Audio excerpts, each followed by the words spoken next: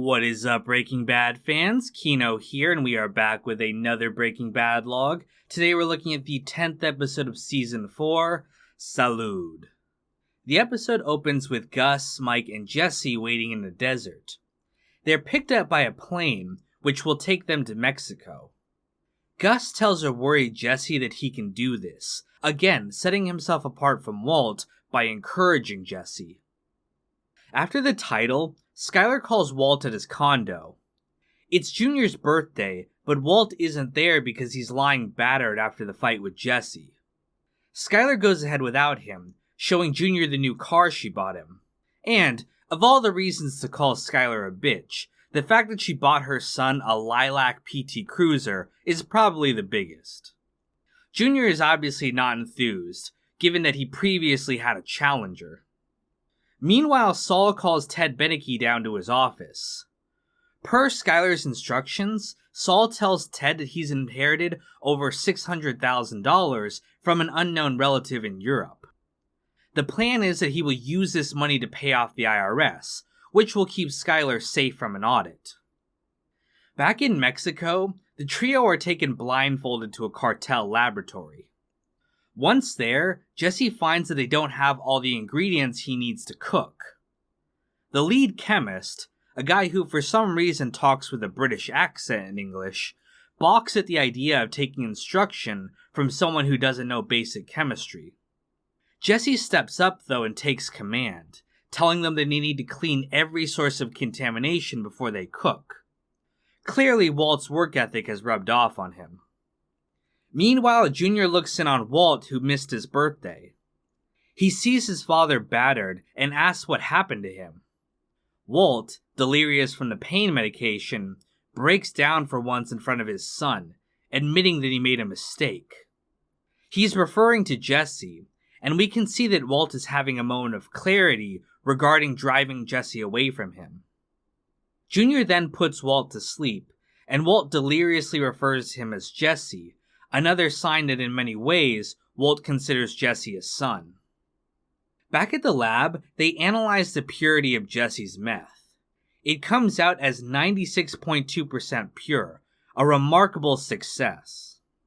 It should be noted that Gale's meth was 96% pure, showing that Jesse has even succeeded his skills at this point. Mr. Fring, I can guarantee you a purity of 96%. I'm proud of that figure. It's a hard-earned figure. Gaff then informs Jesse that he's owned by the cartel now and will be forced to stay in Mexico. Meanwhile, Saul goes to visit Skyler at the car wash.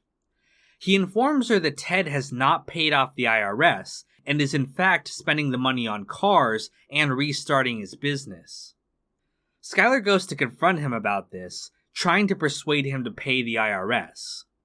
When he refuses, she tells him that she's the one who gave him that money, stunning him. Back at Walt's condo, Walt wakes up and has a talk with his son. He apologizes for the way he acted the previous night. He then tells him a story about his father who died of Huntington's disease. He says that the only thing he remembers of his father is being a husk, and he doesn't want his son to think of him that way when he's dead.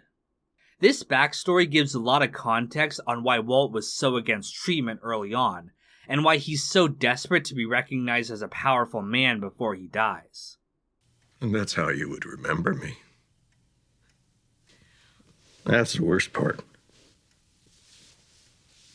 However, his son tells him that he wouldn't mind remembering him as vulnerable, and instead doesn't want to remember him the way he's been this last year, namely, deceptive and distant. It's a great reality check that Walt's family doesn't want Heisenberg, they want Walt. Meanwhile, back in Mexico, the trio waits for the cartel. Mike promises Jesse that they will all return, or none of them will. Don Eladio then arrives, welcoming Gus back as a friend after his submission.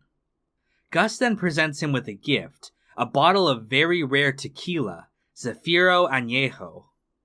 Eladio makes Gus drink first to make sure it isn't poisoned, and, satisfied that it's safe, he and all his men drink as well.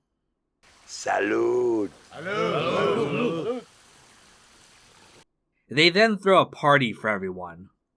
Eladio tells Gus that he isn't mad, and that their dispute was just business. Gus then asks to go to the bathroom, where he proceeds to make himself vomit. Eladio and his men then start to collapse, the tequila having been poisoned. Eladio realizes what Gus has done right before he falls into the pool and dies. Mike retrieves his iconic necklace, and they prepare for a fight. However, Gus yells out that Eladio is dead, and commands his remaining men to stand down or die. This works, and they're able to flee in one of the cars. However, Mike is shot by one of the remaining men, who Jesse then shoots dead. Jesse is forced to drive them both to safety as the episode ends. The title of the episode, Salud, is a toast often used in Spanish-speaking countries. The poisoned tequila, Zafiro Añejo, is an original creation of the show. It was created after they failed to find a tequila company that would agree to have their products shown poisoning people. The name Zafiro means sapphire in Spanish, and is a reference to the blue meth that Walt produces. Finally, and this isn't really relevant at all, I've always found this shot of the hooker walking past a very sullen Gus really funny. It reminds me of Smithers with the strippers. And that's pretty much everything I have to say about the episode. Thank you guys so much for watching, and stay tuned for the next one, coming soon. This is your new employer. You will refer to him as Don Kino. It is a term of respect. Russell, Sean, Heart of Markness, Logan, Clean, John Reyna, Jesse Sterling, Andrew Stewart, Ops Gracing Media, Daz J. Kid, Conan Higgins, Sam Cedarlin, Don Lucania, Celery Man, Jenna Marie Johnson, Brad Smith Studios, and Uncle Mike.